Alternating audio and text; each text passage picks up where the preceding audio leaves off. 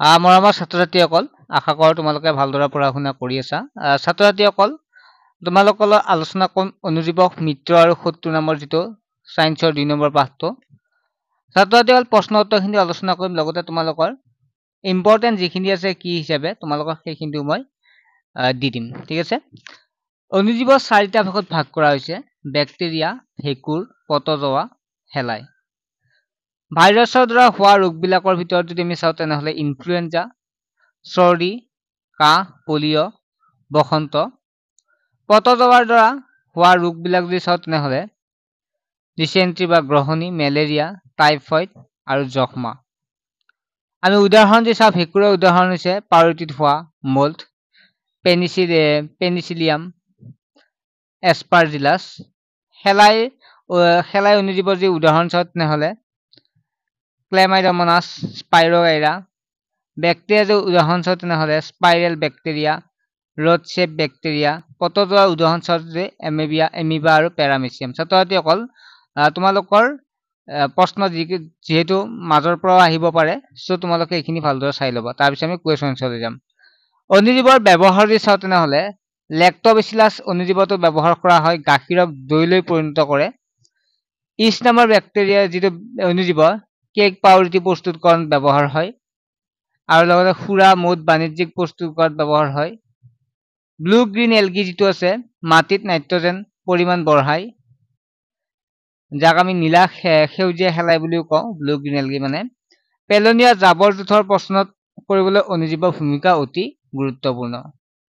আমি যে নোটছ হিচাপে চাওঁ, লুই পেষ্টিয়ৰে 1857 চনত ফাৰ্মেণ্টেশ্যন আৱিষ্কাৰ কৰিছিল। এতিয়া চাম অনুজীৱৰ ঔষধি গুণ। এণ্টিবায়টিক বেমাৰ সৃষ্টিকাৰী অনুজীৱক ধ্বংস কৰে আৰু সিহঁতক বৃদ্ধিত বাধা দিয়ে। বেক্টেৰিয়া আৰু ভেঁকুৰৰ পৰা এণ্টিবায়টিক প্ৰস্তুত কৰে। আমি নোট হিচাপে চাওঁ যদি ইম্পৰ্টেণ্ট হয়, আলেকজেণ্ডাৰ ফ্লেমিঙে 1925 চনত পেনিচিলিন আৱিষ্কাৰ বা প্ৰস্তুত কৰিছিল। এডৱাৰ্ড জেনাৰে 1798 চনত বসন্তৰ প্ৰতিষেধক চিটা অৰ্থাৎ ভেকচিন আৱিষ্কাৰ কৰিছিল।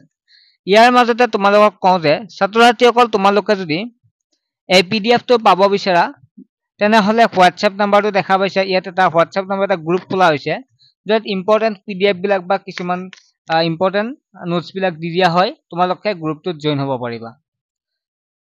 তোমালোকে প্ৰথমতে তোমাৰ নাম, ক্লাছ, তোমাৰ ডিষ্ট্ৰিক্টখনৰ নামটো সেন্ড কৰিলে হ'ল হোৱাটছএপত গৈ কেনে, তাৰপিছত গ্ৰুপত সোমাই দিয়া হ'ব।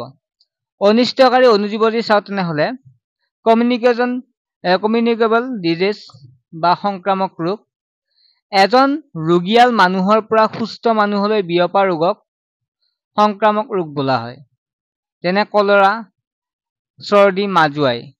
তাৰপিছত হৈছে কেৰিয়াৰ্ছ বা বাহক, যিবোৰ পতংগ বা প্ৰাণীয়ে ৰোগৰ কাৰকসমূহ লৈ ফুৰে, যেনে মাখিয়ে গেলা পচা বস্তুৰ পৰা আহি খাদ্য বস্তু দূষিত কৰে।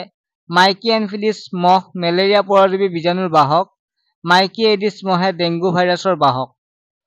তাৰপিছত নোট হিচাপে ইম্পৰ্টেণ্ট হৈছে ৰবাৰ্ট ককে 1876 চনত এনথ্ৰাক্স ৰোগ কৰা বেক্টেৰিয়া আৱিষ্কাৰ কৰিছিল।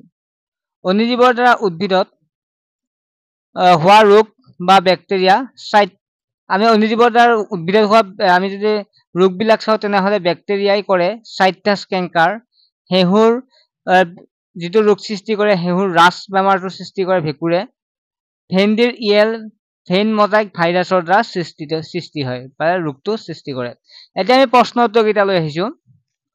খালী ঠাই পূৰ কৰা আছে।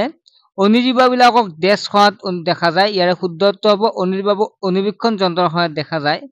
নীল সেউজ শেলাইয়ে বায়ুৰ পৰা পোনপটীয়াকৈ নাইট্ৰজেন গ্ৰহণ কৰি মাটিৰ উৰ্বৰতা শক্তি বৃদ্ধি কৰে।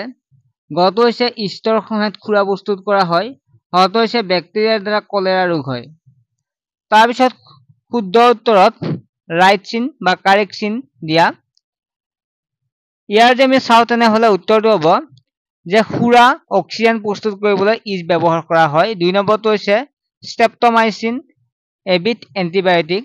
তাৰপিছত মাইকী এনফিলিছ মহ মেলেৰিয়া ৰোগ সৃষ্টি কৰা পতজোৱাৰ বাহক। মাখি সংক্ৰামক ৰোগৰ বাহক। ইষ্ট কোষৰ বাবে পাউৰুটি বা ইডলিৰ লদা উফন্দি উঠে। নেক্সট হ'ল শৰ্কৰাৰ পৰা সুৰা প্ৰস্তুত হোৱা প্ৰক্ৰিয়াটোক কিম্বন বোলা হয়। 3 নম্বৰ প্ৰশ্নটো হৈছে আমি যদি ক অংশৰ পৰা খ অংশ মিলাও তেনেহলে বেক্টেৰিয়া হ'ব ইটো যিটো 1 আছে ই লগত মিলিব। বেক্টেৰিয়াই কলেৰা ৰোগ সৃষ্টিত ৰাইবোজিয়াম নাইট্ৰজেন যৌগীকৰণ তোমালোকে দেখা পাইছা স্ক্ৰীনত। লেক্টোবেচিলাছে দৈ প্ৰস্তুত কৰাত। ইষ্টে পাউৰুটি প্ৰস্তুতকৰণত। পটজোৱাই মেলেৰিয়া ৰোগৰ সৃষ্টিত। ভাইৰাছে এইডছ ৰোগৰ সৃষ্টিত। তাৰপিছত আমি যদি চাওঁ 4 নম্বৰ অণুজীৱৰ মিত্ৰ আৰু শত্ৰু। আমি যদি অণুজীৱৰ মিত্ৰ আৰু শত্ৰু চাওঁ তেনেহলে অণুজীৱবোৰে খালী চকুৰে আমি যদি 4 নম্বৰ প্ৰশ্নটো হৈছে অণুজীৱবোৰে খালী চকুৰে দেখা পোৱা যায়নে? অণুজীৱবোৰ খালী চকুৰে দেখা পোৱা যায়নে? সিহঁতক কেনেকৈ দেখা পাব পাৰি? ইয়াৰ যে উত্তৰটো আমি লিখো এনেকৈ লিখিম যে অণুজীৱবোৰক খালী চকুৰে দেখা পোৱা নাযায়। সিহঁতক উন্নত অণুবীক্ষণ যন্ত্ৰৰ সহায়তহে দেখা পোৱা যায়। 5 নম্বৰ প্ৰশ্নটো হৈছে অণুজীৱৰ ডাঙৰ ভাগবোৰ কি কি? ইয়াৰে শুদ্ধ উত্তৰটো হৈছে অণুজীৱৰ ডাঙৰ ভাগবোৰ হ'ল বেক্টেৰিয়া, ভেঁকুৰ, শেলাই, পটজোৱা। 6 নম্বৰ হৈছে মাটিত বায়ুমণ্ডলীয় নাইট্ৰজেন যৌগীকৰণ কৰিব পৰা অণুজীৱসমূহৰ নাম কোৱা। ইয়াৰে আমি যদি উত্তৰবিলাক চাওঁ তেনেহলে উত্তৰ লিখিম এনেকুৱাকে ৰাইবোজিয়াম, নীল সেউজ শেলাই বা চায়ানোবেক্টেৰিয়া। 7 নম্বৰ প্ৰশ্নটো হৈছে আমাৰ জীৱনৰ অণুজীৱৰ উপকাৰিতাৰ বিষয়ে 10 শাৰী লিখা। উত্তৰ হ'ব 1 নম্বৰ যদি চাওঁ দৈ, কেক, পাউৰুটি প্ৰস্তুত কৰাত অণুজীৱ ব্যৱহাৰ কৰা হয়।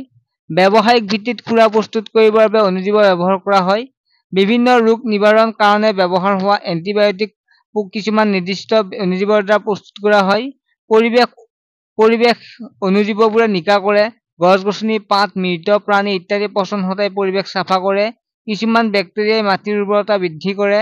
আচাৰ প্ৰস্তুত কৰাটো অণুজীৱ ব্যৱহাৰ কৰা হয়।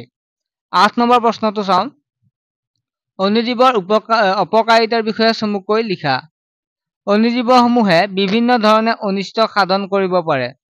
অণুজীৱসমূহে মানুহৰ দেহত কলেৰা, যক্ষ্মা, টাইফয়েড আদি ৰোগৰ সৃষ্টি কৰে। ভাইৰাছৰ দ্বাৰা পলিঅ', বসন্ত, এনকেফেলাইটিছ ৰোগৰ সৃষ্টি হয়। অণুজীৱবোৰে পথাৰত ধান, আলু, কমলা ইত্যাদি অনিষ্ট কৰে। অণুজীৱসমূহে খাদ্য বিষক্ৰিয়া ঘটাব পাৰে। 9 নম্বৰ প্ৰশ্নটো হৈছে এন্টিবায়টিক কি? এন্টিবায়টিক গ্ৰহণ কৰোঁতে কি কি সাৱধানতা অৱলম্বন কৰিব লাগে? আমি উত্তৰটো লিখিম যিবোৰ ঔষধে বেমাৰ সৃষ্টিকাৰী অণুজীৱবোৰক ধ্বংস কৰে অথবা সিহঁতক বৃদ্ধিত বাধা জন্মায় তেনে ঔষধক এন্টিবায়টিক বোলে। সাৱধানতা হৈছে অৰ্হতা সম্পন্ন ডাক্তৰৰ পৰামৰ্শ লৈ এই দৰৱ গ্ৰহণ কৰিব লাগে। অপ্ৰয়োজনীয়ভাৱে এই ঔষধ গ্ৰহণ কৰিব নালাগে। ছাত্ৰ-ছাত্ৰীসকল নিশ্চয় তোমালোকে বুজি পালা। কিবা যদি অসুবিধা আছে তেনেহলে কমেন্ট সেকশনত গৈ তোমালোকে সুধিব পাৰা। যিকোনো অসুবিধা তোমালোকক দূৰ কৰিবৰ বাবে মই প্ৰস্তুত। তোমালোকে চেনেলটো ছাবস্ক্ৰাইব কৰি ৰাখিবা।